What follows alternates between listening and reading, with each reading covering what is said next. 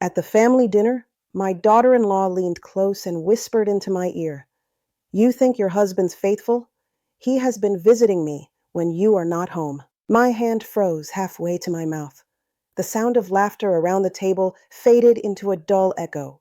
I could hear my own heartbeat thumping in my ears. I looked at her face, smiling sweetly at everyone else as if nothing had happened.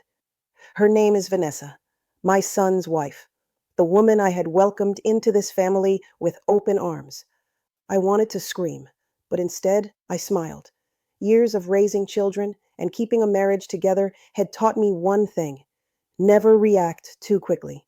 A calm woman sees more than an angry one. We finished dinner. I laughed when others laughed. I passed the mashed potatoes, refilled glasses, and made polite conversation. But inside me, something sharp and cold had started to grow. When everyone left, I stood at the sink, washing dishes slowly. The warm water did nothing to stop the chill running through my body. Vanessa's words echoed again and again. "He has been visiting me when you are not home." Henry, my husband of 40 years, came into the kitchen and asked if I needed help. I shook my head. I could barely look at him. His eyes were tired, maybe guilty. I was not sure. That night, I lay awake next to him, staring at the ceiling. He slept soundly, or at least pretended to.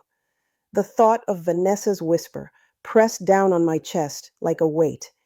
Could he really betray me like that? No. Henry was many things, but not cruel, not capable of that kind of shame.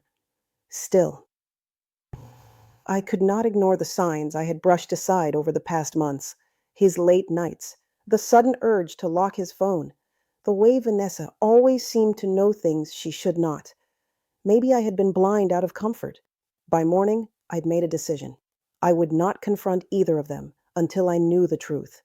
If Vanessa was lying, I would expose her. And if she was telling the truth, she would regret ever underestimating me. The next day, I called my old friend Gloria, who used to work in private investigations. She owed me a favor. I asked her to find out where Henry really went after work on his so-called late nights. She did not ask many questions. She just said, "Give me a few days." Those days felt endless. Every minute I spent around Henry was torture. He acted normal, humming while reading the paper, fixing his coffee just the way I liked it. I watched him closely, waiting for any sign of guilt, but there was nothing, just the quiet comfort of routine that suddenly felt like a lie. 3 days later, Gloria called. "I found something, Margaret. You might want to sit down." I did not sit. I just gripped the edge of the counter. "Tell me." "He's been meeting someone at the Eastwood Cafe twice a week," she said. "Always the same woman, mid-30s, long brown hair, drives a silver car." I closed my eyes. Vanessa had a silver car, long brown hair. My knees felt weak, but I kept my voice steady. "Get me proof," I said. "Pictures, times, everything." When I hung up, I looked around my kitchen. Everything seemed the same, yet nothing felt familiar anymore. The pictures on the wall, the clock ticking, the scent of Henry's aftershave. It all felt like part of someone else's life. If Vanessa thought she could destroy my family with one whisper, she was about to learn how dangerous silence could be. 2 days later, Gloria sent me photos. My phone buzzed early in the morning with a message that made my stomach twist. "They met again last night," she wrote. "Here's what I saw." I opened the pictures. There they were. Henry and Vanessa sitting in a quiet corner of the cafe. No touching, no kissing, but the body language spoke volumes. Leaning in close, smiling in ways that felt too private. That image burned into my mind. When Henry came home that night, I asked how his day went. He said, "Busy as always. You know how clients can be." I nodded. "Of course. You must be exhausted." He smiled and kissed my forehead. I felt nothing but distance. Later, while he showered, I checked his phone.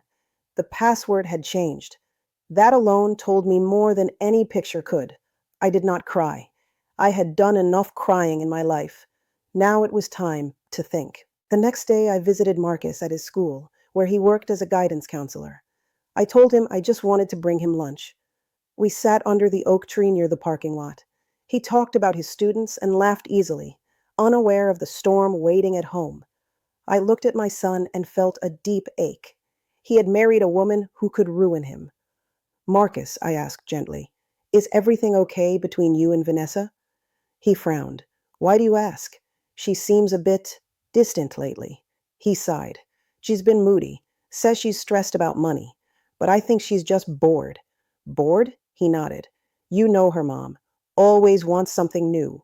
A bigger house, a better car, fancier clothes. That told me everything I needed to know. Vanessa's ambition wasn't love. It was greed dressed in perfume. That evening, I followed Henry after dinner. He left claiming he had paperwork at the office. I waited 5 minutes and then drove after him. My hands gripped the steering wheel so tightly they hurt. He went straight to the Eastwood Cafe, parked, and walked inside. I watched from my car. 10 minutes later, Vanessa appeared. Same red coat as before. Same smug confidence. They talked for nearly an hour. Then she handed him a small envelope before walking away. When Henry came home, I pretended to be asleep. He slipped quietly into bed, sighing heavily. I could feel his guilt hanging in the air. The next morning, Gloria called again. I found out what was in that envelope, she said. Bank transfer receipts. She's been demanding money, threatening him. It hit me like cold water. Vanessa's whisper wasn't about an affair. It was about power. She wanted to control us both. Now I had a new goal. I would let her believe she had won. And when she least expected it, I would take everything back. I woke up early the next morning with a calmness that almost scared me. It was the kind of quiet strength that comes when pain turns into purpose. I made breakfast for Henry as if nothing had changed. Eggs, toast, and his favorite black coffee. He thanked me, kissed my cheek, and hurried off to work. As soon as his car left the driveway, I called Gloria again. I need something stronger than photos, I told her. I want proof that can destroy every lie she has built. Gloria understood right away. You want a paper trail. Yes, every transfer, every message, every meeting. Within 2 days, I had everything. Screenshots of Vanessa's texts demanding money, bank statements showing Henry's payments, even a photo of Vanessa entering the same cafe with a man who was definitely not my husband or my son. That one confused me. I zoomed in and saw the man's hand on her waist. A new piece of the puzzle. That afternoon, I went to see my son at school again. He looked tired, and there were dark circles under his eyes. Mom, he said, I don't know what's happening to Vanessa. She's been acting strange, disappears for hours, keeps her phone locked. Yesterday, I found a hotel receipt in her purse. I put my hand on his arm. You need to stay calm, Marcus. There's something you don't know, but I'll explain it soon. His eyes filled with worry. Is she in trouble? She might be, but this time I'll handle it. That evening I waited for Henry to return. I didn't yell, didn't cry. I just placed the documents on the table in front of him. I know everything, I said quietly. He looked down at the papers and then up at me, guilt written all over his face. I never touched her, Margaret. I swear. She came to me crying, saying Marcus was mistreating her, that she needed help. Then she started threatening me when I refused to give her more money. I listened without interrupting. So you gave her $15,000 from our savings? I said. He nodded. I thought I was protecting our son. I didn't want to ruin his marriage. You protected a liar, I replied, and she almost ruined us. Henry broke down, his voice shaking. What do we do now? We end it, I said, but not with anger, with intelligence. Over the next 2 days, I built my plan carefully. I invited Vanessa and Marcus for dinner that Sunday. I made sure Henry understood exactly what to do. When Sunday came, the air in the house felt heavy. I cooked a simple meal, roast chicken, mashed potatoes, and apple pie. The same meal I'd made the night Vanessa first whispered her poison into my ear. It felt poetic somehow. Marcus arrived first, cheerful and unsuspecting. Vanessa followed, wearing a tight black dress and a smile that could fool anyone but me. She kissed my cheek and said, Lovely as always, Margaret. I smiled back. You too, dear. We sat at the table. The conversation started light, but I could see Vanessa's eyes darting toward Henry now and then, searching for weakness. She thought she was still in control. Halfway through dinner, I set my fork down and said, Vanessa, dear, I've been meaning to ask you something. She looked up, curious. Of course. Do you remember that cafe on Eastwood? The one you love so much? Her face went pale for a second. Yes. Why? Oh, nothing. I just wonder if their coffee is as good as it used to be. Henry tells me you meet there often. Her fork froze. Henry looked at me, pretending to be startled. Marcus frowned, sensing the tension. What's going on? He asked. I smiled gently. Maybe Vanessa can tell you. Vanessa's eyes flickered. I don't know what you mean. I opened my phone, turned the screen toward Marcus, and said, Then maybe you can explain this.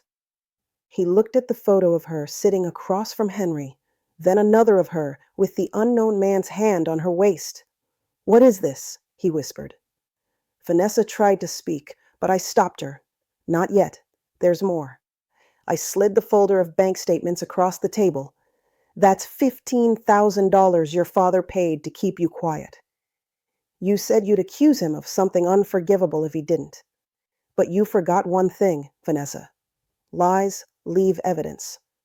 Her mouth opened, but no words came out.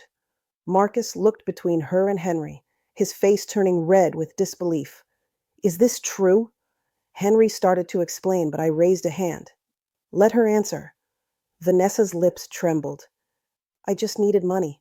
I never meant for it to go this far. Money? Marcus said sharply. You lied about my father? You blackmailed him? Tears spilled down her cheeks, but there was no sincerity in them. I was desperate. I made mistakes. I stood up slowly. No, dear. You made choices. Outside, thunder rolled across the sky, as if the heavens themselves were tired of her lies. But I wasn't finished. The storm outside grew louder as the silence inside thickened. Vanessa stared at me, her face pale and her hands shaking. For the first time since she entered my family, she had no script, no plan, no smile to hide behind. Marcus sat frozen, his breathing uneven. You used me, he said finally. You used my family, my father, everyone who trusted you. Vanessa tried to reach for his hand, but he pulled away. Marcus, please. It wasn't supposed to happen like this. I was scared. I thought if I said something, I interrupted her. You thought you could manipulate us all and no one would ever find out. Her eyes flickered toward Henry. You said you wouldn't tell her, she hissed. Henry's voice was calm, but broken. You left me no choice. You almost destroyed my marriage. Vanessa stood suddenly, her chair scraping against the floor. You're all against me. You think you're so perfect, but none of you are innocent. I leaned forward slowly, my voice low and steady. You were right. None of us are perfect. But we don't destroy people to get what we want. Marcus pushed his chair back and stood. I want you to leave. Vanessa turned to him, desperate now. You can't just throw me out. I'm your wife. Not anymore, he said quietly. I'll call the lawyer tomorrow. Tears spilled down her face, but her tone turned sharp again. You'll regret this. All of you will. I didn't flinch. No, dear, you will. She stormed out, slamming the door so hard the walls shook. The sound echoed through the house like the end of a long, bitter song. When she was gone, the three of us sat in silence. Marcus's hands were trembling. Henry reached for him, but he pulled away. Dad, he said, his voice rough, why didn't you tell me? Henry looked small in that moment. I wanted to protect you. I thought if I kept it quiet, she'd stop. Marcus closed his eyes. You should have trusted me, not her. I put a hand on his shoulder. She can't hurt us anymore, son. It's over. But deep down, I knew it wasn't. People like Vanessa don't just vanish. They look for ways to claw back power. And I was right. 2 weeks later, a letter arrived in the mail with no return address. Inside was a single sheet of paper. On it, written in neat handwriting, were the words, "You haven't seen the last of me." I folded the letter slowly and placed it in a drawer. I didn't tell Marcus or Henry. I just waited. Days passed. Weeks. Life began to feel normal again. Marcus filed for divorce. Henry and I started rebuilding the trust that had cracked but not shattered. We even began taking long evening walks again, like we used to when the kids were young. Then one morning, Gloria called me. Her voice was tense. "Margaret, you won't believe this. Vanessa's been seen with a man named Richard Hale. He's under investigation for real estate fraud." The name sounded familiar. Then I remembered the photo, the unknown man with his hand on Vanessa's waist. Gloria continued. "They're working together. Apparently, she's been using fake identities to scam investors, and the police are getting close." I should have felt satisfied. Instead, I felt something else, an ache. Not pity, but sadness. Vanessa had dug her own grave, and no one could save her now. 3 nights later, I got another letter. This one wasn't handwritten. It was printed, typed cleanly on a computer. "You think you won, Margaret, but the truth has a funny way of changing. I'll make sure your precious family pays." That was when I decided I wouldn't wait for her next move. I called Gloria again. "I need one last favor," I said. "I want her gone for good." Gloria arranged a meeting with one of her contacts at the precinct. We met in a small diner just outside town. I showed him both letters and the evidence I still had from before. The bank records, the photos, the texts. He whistled softly. "You've got more evidence than half our cases start with," he said. "If this woman's working with Hale, we can bring her in for questioning." I nodded. I don't want revenge. I just want peace. Within a week, they caught her. The news spread quietly. She and that man, Richard Hale, had been arrested for multiple counts of fraud, identity theft, and blackmail. She had dozens of victims across 3 states. When I told Marcus, he sat in silence for a long time.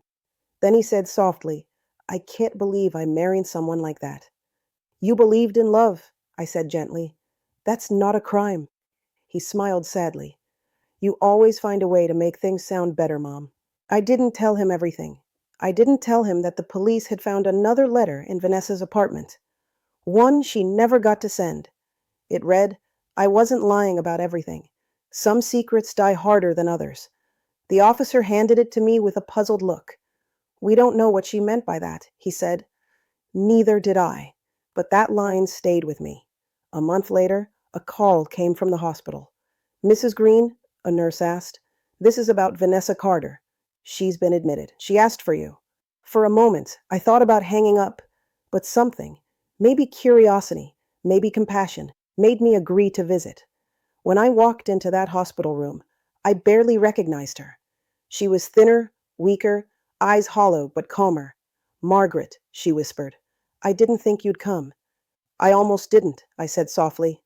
She smiled faintly. "You always win, don't you?" "This isn't about winning," I said. "You destroyed yourself. I just refuse to follow you." She looked away. "There's something I need to tell you." I waited. "The baby," she said. "I wasn't lying about that part." My chest tightened. "What do you mean?" "It wasn't your husband's. It was someone else's. But I lost it before anyone knew. I thought if I blamed him, I could get the money and start over. I didn't realize how far it would go." Tears filled her eyes. "I'm sorry, Margaret, for everything." I didn't say I forgave her. I just nodded and stood up to leave. Before I reached the door, she called out, "Take care of Marcus. He deserved better than me." I turned and looked at her one last time. "He'll be fine," I said quietly. "We all will." She closed her eyes, and I walked away. That was the last time I saw her. Months later, life slowly returned to peace. Marcus found comfort in his work. Henry and I spent evenings in the garden, watching the sunset. Sometimes, when the wind rustled the roses, I would think about Vanessa and the choices that led her down that road. The truth is, forgiveness isn't about forgetting. It's about choosing peace over poison. And as I sit here now, telling you this story, I can still hear her whisper from that night. But it no longer hurts me. It reminds me that strength isn't loud. It's quiet, patient, and unstoppable. That night, my daughter-in-law tried to ruin my family with a secret. Instead, she taught me what it truly means to protect one. A year passed, and for the first time in a long while, our home felt calm again. The garden bloomed brighter than ever that spring.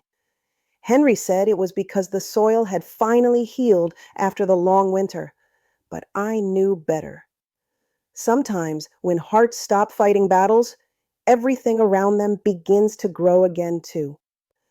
Marcus came over every Sunday. He'd bring groceries, fix things around the house, and stay for dinner.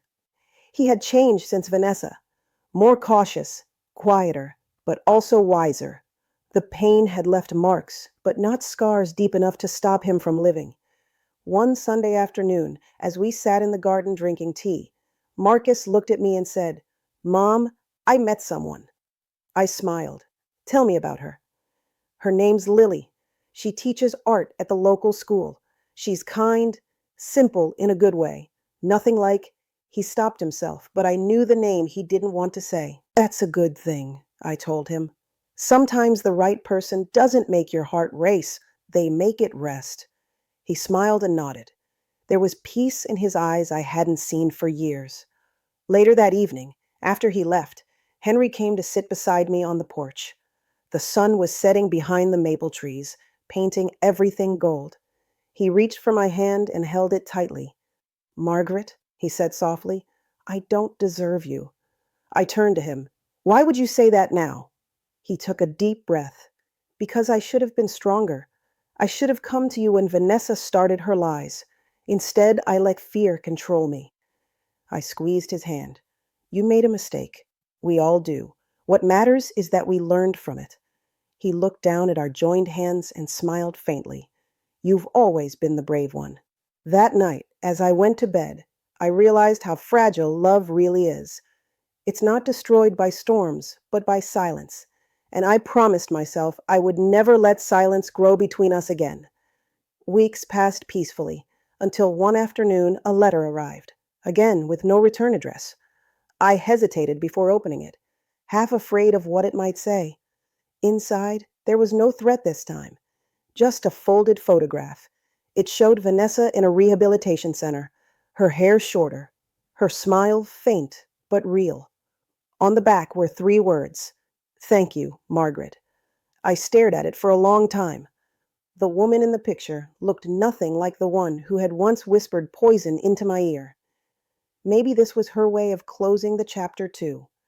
I decided to keep that photo, not as a memory of pain, but as proof that even broken people can try to change.